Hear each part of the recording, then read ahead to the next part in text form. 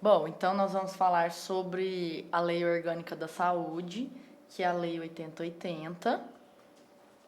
Bom, então a Lei 8080, ela dispõe sobre as condições para a promoção, proteção, recuperação, organização e funcionamento dos serviços correspondentes e dá outras providências. Então ela regula em todo o território nacional o quê? Ações e serviços de saúde por pessoas naturais ou jurídicas de direito público ou privado. A saúde é um direito fundamental e o Estado, ele é provedor das condições indispensáveis ao seu pleno exercício, com o objetivo de quê? Com o objetivo de reduzir os riscos de doença e de outros agravos, com acesso universal e igualitário às ações e serviços de saúde, de promoção, proteção e recuperação da saúde. Então, o Estado, ele garante acesso às ações e serviços de saúde, mas ele não exclui o dever de quem? Das pessoas, da família, das empresas e da sociedade. Então, todos têm direito, mas também todos temos deveres. A saúde é um conjunto de fatores de quê? De condicionantes e determinantes de saúde, como então a alimentação, a moradia, o saneamento básico, o trabalho, a renda, a educação, a atividade física, o transporte, o lazer e acesso aos bens e serviços essenciais. Então, os determinantes e condicionantes da saúde é tudo que engloba o ser humano, né? Tudo que está à sua volta. A atividade física, ela veio a integrar os determinantes e condicionantes de saúde apenas em 2015. E o que esses determinantes e condicionantes ajudam, né, na política? Ela ajuda a organizar as políticas públicas de saúde.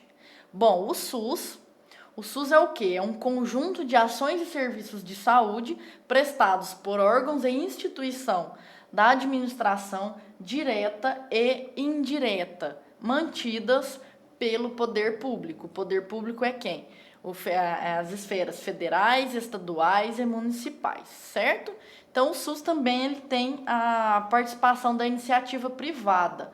A participação da iniciativa privada ela é complementar quando em algum município ou algum estado não oferece aquele serviço, o SUS ele pode fazer um contrato com a iniciativa privada para poder complementar aquele serviço. Porém, se nós tivermos uma instituição filantrópica ou alguma entidade sem fim lucrativo que oferece o mesmo serviço que a iniciativa privada, o SUS, ele dá prioridade para essas instituições filantrópicas e as entidades sem fins lucrativos. Bom, também faz parte do SUS o quê? Instituições públicas, federais, estaduais e municipais, de controle de qualidade, pesquisa e produção de insumos, medicamentos, inclusive sangue e hemoderivados, e equipamentos para a saúde. Então, tudo isso também faz parte do SUS. Então, qual que são os seus objetivos e as suas atribuições? O primeiro objetivo do SUS é identificar e divulgar o quê? Aqueles fatores condicionantes e determinantes que nós acabamos de ver. Para quê? Para planejar as ações de saúde no âmbito do SUS. Bom, com relação à formulação de políticas de saúde, econômicas e sociais, então o SUS ele também formula políticas de saúde econômicas e sociais, então o Estado ele deve garantir o acesso universal e igualitário com ações de prevenção, proteção e promoção de saúde com o objetivo de quê? Com o objetivo de formular políticas de saúde econômicas e sociais. Bom, o SUS ele também traz, que é um dos seus objetivos, a assistência às pessoas por intermédio de ações de promoção, proteção e recuperação à saúde, integrando ações assistenciais e atividades preventivas. O SUS ele não é apenas curativo, não é só para quando a gente está doente ir na unidade de saúde, tomar os certos cuidados com a nossa saúde. Ele também é preventivo, nós temos as ações preventivas em saúde. Bom, aqui agora nós vamos falar de algumas atribuições. As atribuições do SUS aqui, ele traz como um todo, ele não é aqui direcionado para cada esfera de governo, para cada ente federativo. Então, o SUS aqui, aqui traz o que o SUS pode e o que o SUS deve fazer no sistema público de saúde. Então, aqui ele é mais geral, ok? Ele não é determinado ainda. Bom, então ele traz que o campo de atuação do SUS como um todo, e não quem faz o quê, cada ente federado. Aqui ele é como um todo. Então ele traz a execução de ações do quê? De vigilância sanitária, vigilância epidemiológica, saúde do trabalhador, assistência terapêutica integral, inclusive a assistência farmacêutica. Então, quando a gente vai lá na unidade básica ou na farmácia do município pegar um medicamento, é o SUS que está te fornecendo essa medicação. A vigilância epidemiológica, nesse momento, com relação à pandemia, é de extrema importância, porque ele que vai gerir essa epidemiologia. Bom, nós temos também como atribuição participação na formulação da política e execução de ações de saneamento básico.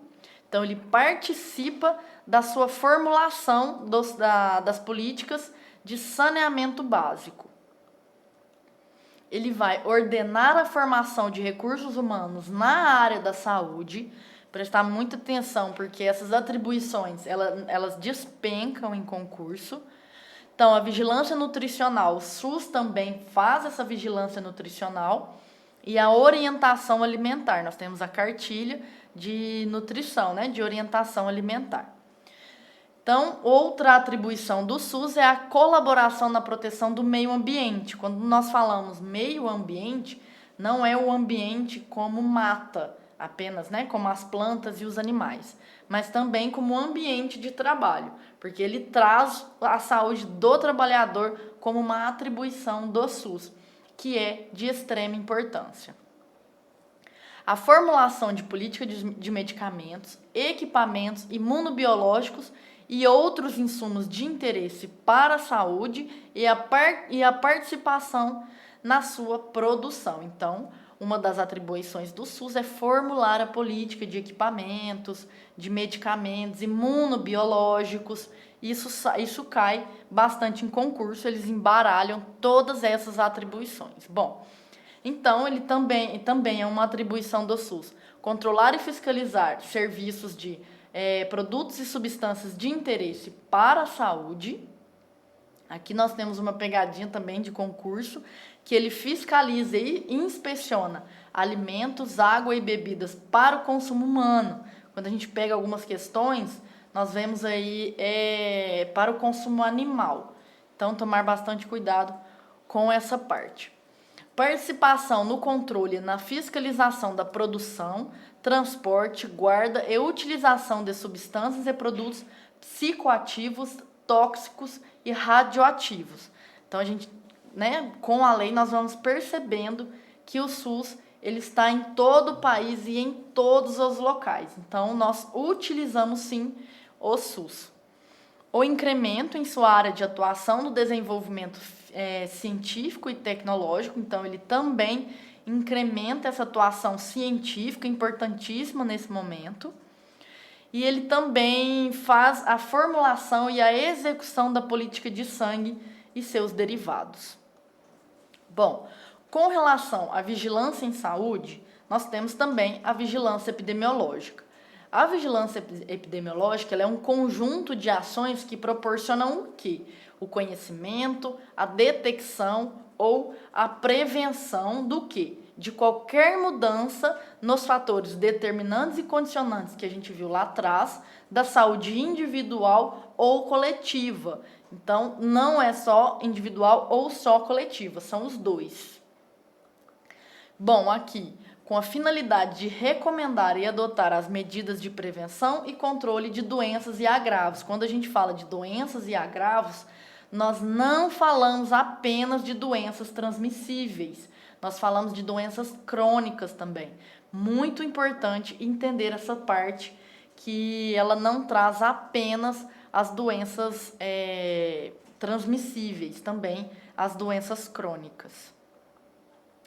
Bom, na vigilância sanitária, então a vigilância sanitária, ela é um conjunto de ações capaz de quê? De eliminar, reduzir ou prevenir riscos à saúde e de intervir nos problemas sanitários decorrentes do quê? Do meio ambiente, da população e circulação de bens e da prestação de serviços de interesse para a saúde. A vigilância sanitária, ela também está envolvida em todos os lugares que nós podemos imaginar. A vigilância em saúde, ela vai abranger o controle de bens de consumo que, direta ou indiretamente, relacionem com a saúde, compreendida todas as etapas e processos da produção, controle da prestação de serviços que indireta ou diretamente se relaciona com a saúde. Então, a vigilância em saúde, como eu disse, ela está entremeada em tudo, porque ela vai desde a produção até a entrega desse produto, qualquer produto. Bom, então uma das atribuições do SUS é a saúde do trabalhador, extremamente importante trazer essa saúde do trabalhador para o SUS.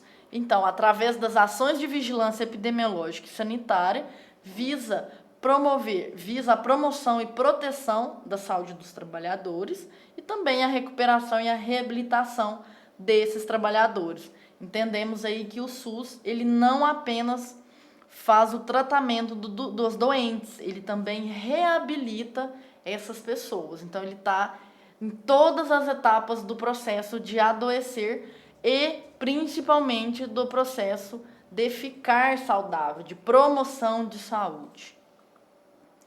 Bom, nós vamos entrar em uma outra parte aqui também relacionado aos princípios e diretrizes do SUS. Então, as ações e serviços públicos de saúde e os serviços privados contratados ou conveniados, que foi o que nós falamos lá atrás, que integram o SUS, são desenvolvidos de acordo com as diretrizes previstas no artigo 198, que é o artigo da saúde, que nós temos que ter na ponta da língua, porque também cai bastante, esse artigo está na Constituição Federal. Então, ele obedece a alguns princípios. Antes de nós darmos continuidade, eu trouxe o artigo 198, que ele fala sobre os princípios e diretrizes do SUS, que é o quê? As ações e serviços públicos de saúde integram uma rede regionalizada e hierarquizada que constitui um sistema único de saúde, organizado de acordo com algumas diretrizes. Por exemplo, a descentralização, com direção única em cada esfera de governo, o atendimento integral, com prioridade para as atividades preventivas, que é o que mais temos dificuldade de ver aí, são essas atividades preventivas, sem prejuízo dos serviços assistencial. E nós temos também a participação da comunidade. Este é o artigo 198. Lembrando que os serviços privados, eles devem também seguir o artigo 198 da Constituição, quando eles são contratados ou conveniados ao SUS. Então, contratado ou conveniado do SUS, ele obrigatoriamente precisa seguir essas diretrizes. Bom, voltando então. Então, no SUS, nós temos alguns princípios organizativos e alguns princípios doutrinários. Quando nós falamos de princípios organizativos, são princípios de organização. Por isso, princípios organizativos. Então, descentralização, regionalização, hierarquização e participação popular. Quando nós falamos de princípios doutrinários, universalidade, equidade e integralidade. Bom, então vamos para os princípios do SUS. Bom, primeiro nós temos a universalidade de acesso aos serviços de saúde em todos os níveis de assistência. O que isso quer dizer? Que a partir da Constituição Federal, o sistema ele é 100% includente, ele não é mais excludente. Bom, esse princípio, ele é um princípio doutrinário, universalidade.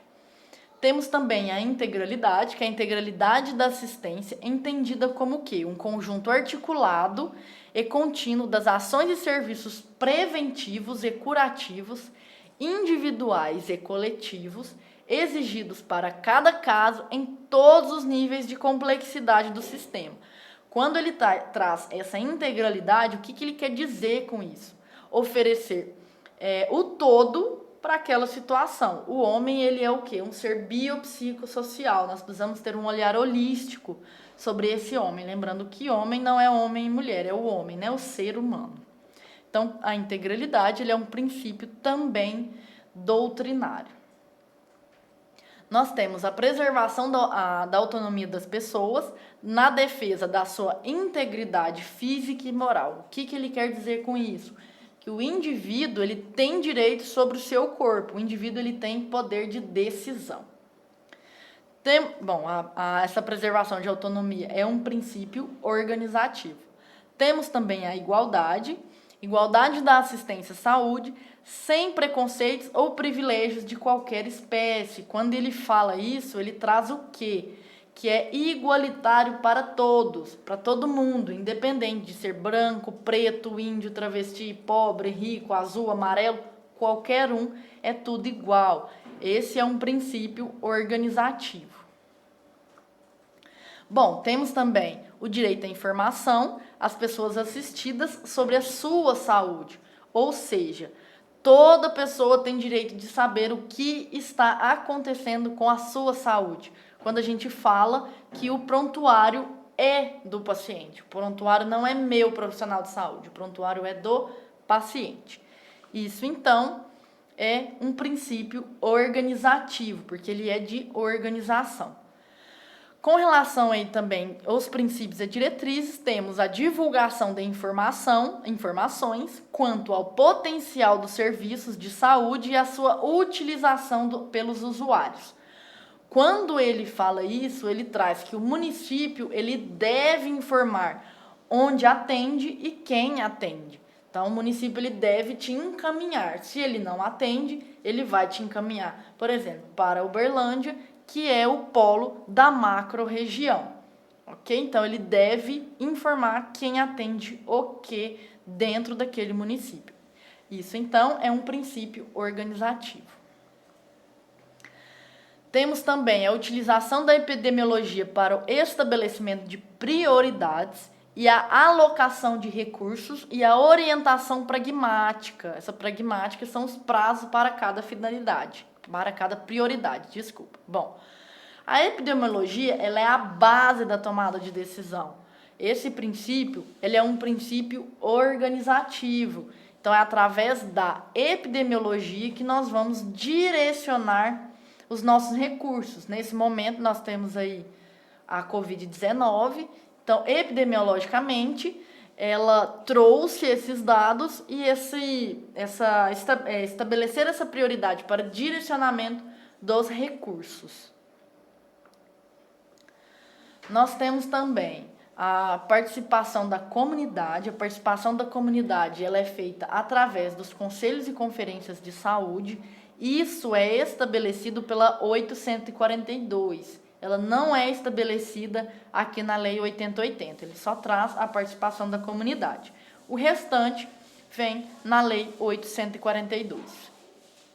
É um princípio, então, organizativo. Temos também a descentralização político-administrativa com a direção única em cada esfera do governo. Temos aí a ênfase na descentralização dos serviços para os municípios, regionalização e hierarquização da rede de serviços de saúde. Quando nós trazemos a descentralização para os municípios, nós falamos da municipalização. Bom, a integração em nível executivo das ações de saúde, meio ambiente e saneamento básico. Quando ele traz esse princípio, essa diretriz, ele fala o quê? Que a ação, ela é intersetorial, é uma ação feita em conjunto, ninguém faz nada sozinho.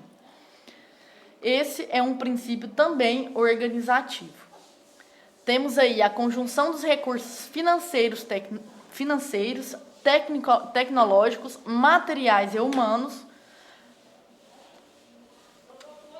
da União, dos Estados, do Distrito Federal e dos municípios na prestação de serviços de assistência à saúde da população. Esse é um princípio organizativo. Bom, nós temos também capacidade de resolução dos serviços em todos os níveis de assistência. Então, todos os níveis têm capacidade de resolver alguma coisa. Então, nós trazemos aí a resolutividade, tá? Então, o que eu posso falar sobre isso? Que é o máximo da minha capacidade de atuação dentro dos níveis que nós temos, primário, secundário, terciário. Se eu não resolvo, eu referencio. Então, esse é um princípio também organizativo. Temos também a organização dos serviços públicos de modo a evitar duplicidade de meios para fins idênticos, ou seja, nós precisamos organizar os nossos níveis de atenção. Não adianta eu ter dois locais que fazem o mesmo serviço. Então, isso é um problema na área da saúde, principalmente no SUS. Então, organizar os nossos níveis de atenção, principalmente aí para não ter duas linhas de tratamento. Quando nós temos duas linhas de tratamento, muito provavelmente o paciente ele vai se perder nessas linhas, porque ele vai em um serviço ou ele vai em outro. Bom, isso é também um princípio organizativo. Mais um, organização de atendimento público específico e especializado para mulheres e vítimas de violência doméstica em geral, que garanta, entre outros, atendimentos psicológicos, cirurgias plásticas reparadoras em conformidade com a Lei 2.845. Essa lei ela foi instituída apenas em 2017 e essa lei ela dispõe sobre o atendimento obrigatório e integral de pessoas em situação de violência sexual. Por isso que ele traz o acompanhamento psicológico e também caso necessite de alguma cirurgia reparadora. Isso aí foi instituído apenas em 2017, mas é um grande avanço. Isso é um princípio organizativo. Bom, eu trouxe aqui para a gente discutir um pouco a diferença entre integralidade e universalidade. A integralidade ela é um conjunto articulado e contínuo de ações e serviços preventivos e curativos, individuais e coletivos, exigidos para cada caso em todos os níveis de complexidade do sistema. Então, integralidade é um conjunto articulado e contínuo de ações. A universalidade é garantia de que todos têm acesso aos serviços de saúde em qualquer nível de assistência. Essa é a diferença. Bom, temos aí também a igualdade, a equidade e a iniquidade. Então, o que é a igualdade? A igualdade é o quê? Que todos têm direito a serem atendidos sem nenhum tipo de discriminação. A equidade, tratar os desiguais de forma desigual. Quando eu falo isso, às vezes os meninos até assustam. É uma desigualdade justa. Eu vou dar mais para quem precisa mais. Então, isso é a equidade, dar mais para quem precisa mais. É uma desigualdade justa. E a inequidade, desigualdades de saúde que, além de sistemáticas e relevantes, nós também conseguimos evitar e elas são desnecessárias e injustas. Uma das autoras é a Margarete, caso vocês queiram procurar mais sobre isso, é uma grande autora, está na internet. Bom, pessoal, com relação à Lei 8080, a primeira parte é essa. Semana que vem, se tudo ocorrer bem, estaremos por aqui de novo, ministrando a segunda parte da Lei 8080. Certo?